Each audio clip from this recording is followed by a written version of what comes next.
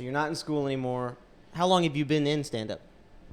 I'm just about to enter my 6th month in Fuck stand-up yeah. comedy. That's really... I didn't know you were only 6 months in. Yeah. Actually. Yeah, I'm not even 6 months in. Wait, so that means when... Where did we meet?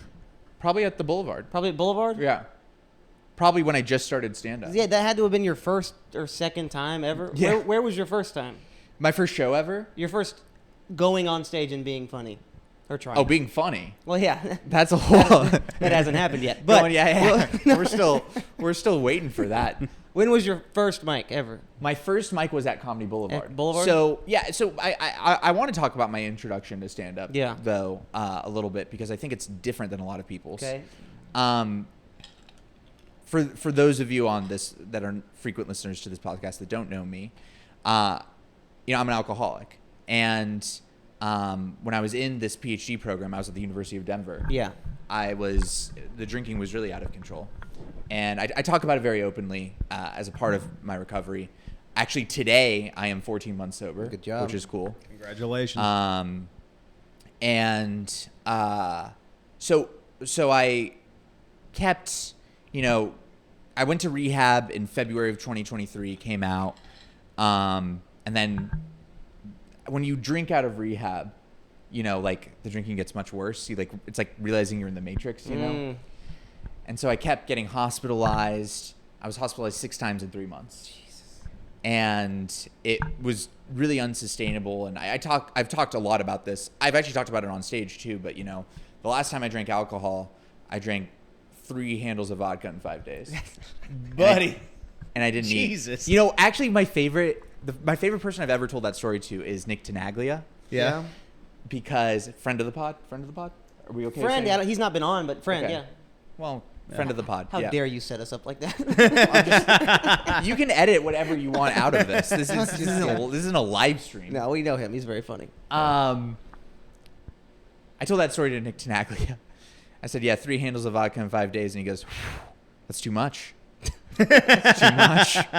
Perfect reaction. Yeah. Yeah. You shouldn't have done that. Jesus. And That's it was that time in my life too. I was drinking the hand sanitizer, which I've talked about on stage and stuff like that. But Just straight. You wouldn't mix it. yeah, I actually want to ask about the hand sanitizer. So, like, what's like the proper mixture? Like, what Right. what is it about the hand sanitizer that makes you go like, I'm gonna chug this? Yeah. So what it's about is this. So, I'd have a night of drinking, where it was an insane amount. My tolerance was so high at that point, and I was drinking throughout the day too. So like it'd be like if your pregame was like 20 drinks and then you go into a night of heavy drinking. Jesus. I think around like April and May of 2023, it was up to like 40 drinks a day pretty regularly.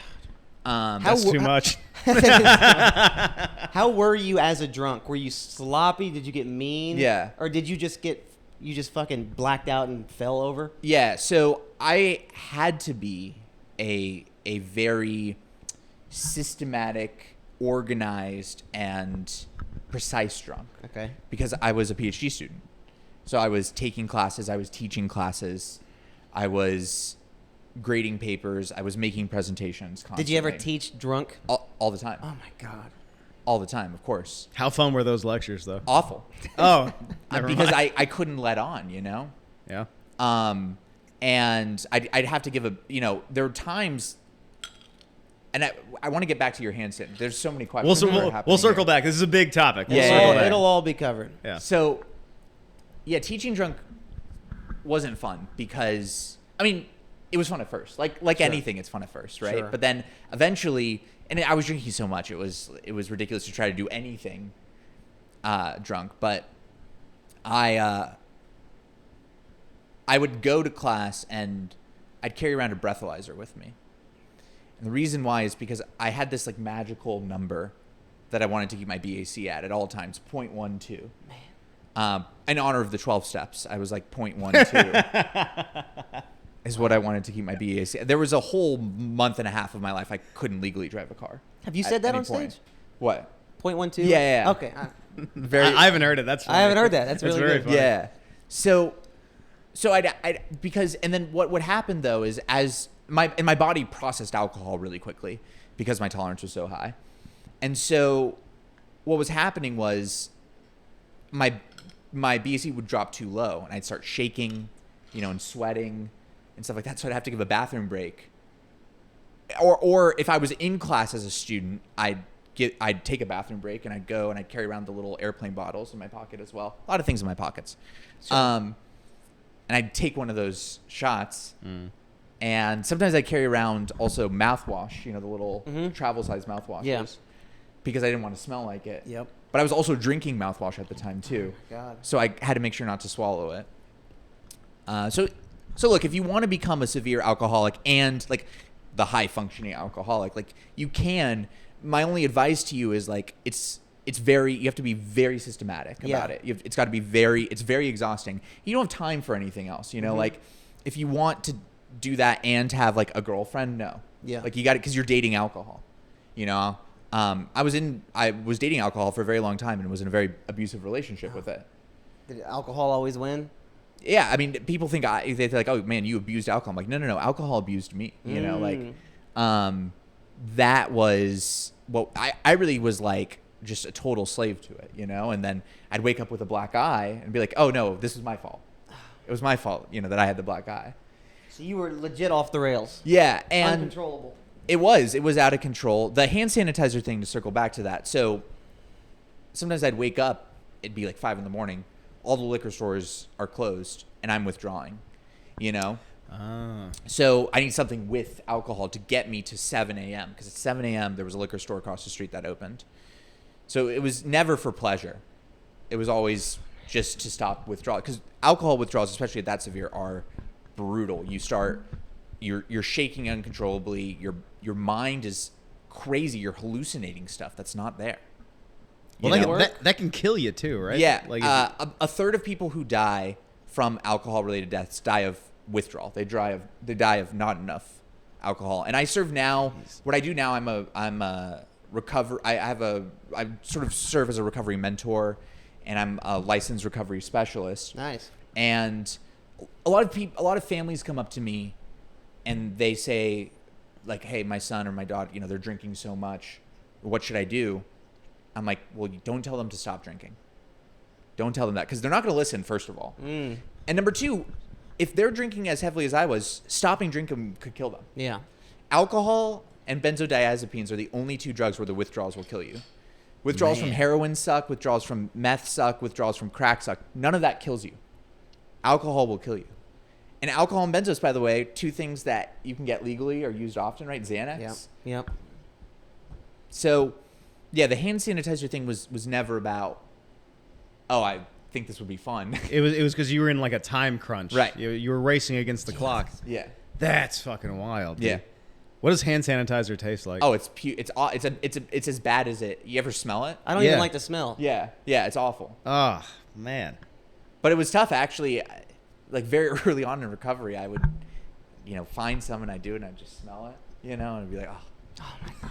Would it take you back? Yeah, for sure. Was there a rock bottom, or was there multiple rock bottoms that you There were so many rock bottoms. Yeah. There were so many things that I think for a lot of people would have stopped them. Mm-hmm. I lost relationships. I lost friendships. I lost. I mean, when you end up getting hospitalized, it's tough. And what my life had become at that point too was like, I'd just be like, okay, I had a class on Friday afternoons that lasted until 3 p.m. And I'd be drinking throughout the week. And I remember thinking, if I can just make it to 3 p.m., I can go to the hospital. Jeez. And I was so excited to go to the hospital.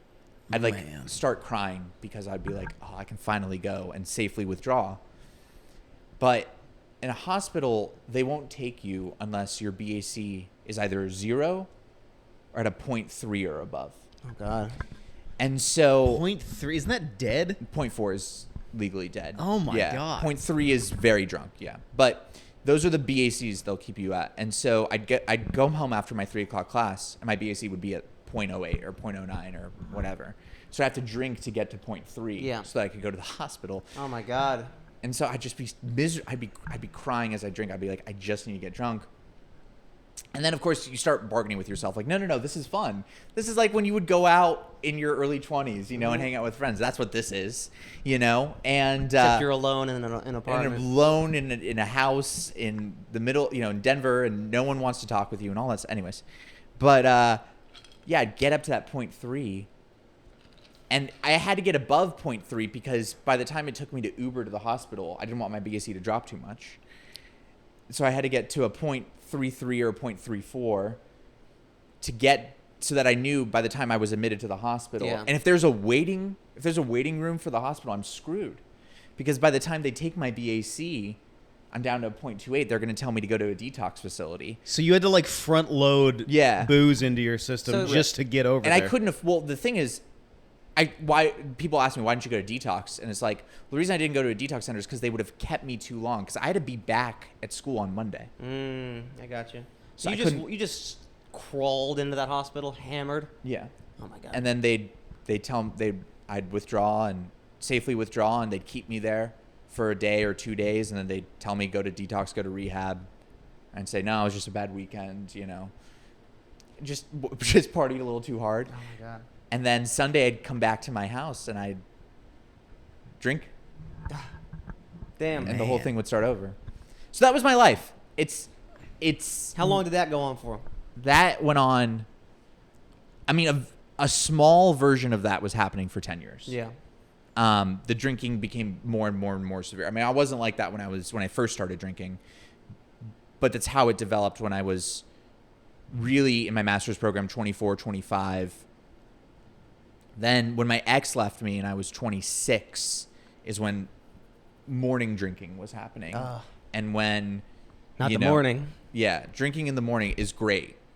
By the way, the thing people are like, do you miss going to bars and getting drunk? No, I don't miss that at all. What I miss is waking up super fucking hungover, you know, and just imagine the worst hangover in your life, and then crawling to the kitchen, pouring 4 shots of vodka.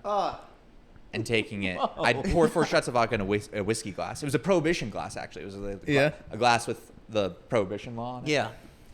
And taking that, and the sense of relief from that is unreal. Wow. That's Oh what my I God. miss. I miss that more than anything. And that's, you know, am I sure I'm an alcoholic? Yeah, I'm pretty fucking sure, you know? Sounds like it. You know? And, But you would always, so you self-hospitalized yourself. Did you ever wake up in jail? no, I was never arrested. No? Another rock bottom for me is I was kidnapped once by a bounty hunter. What? I was kidnapped by a bounty hunter. What was your bounty price? So the story, I don't know, but the story on that was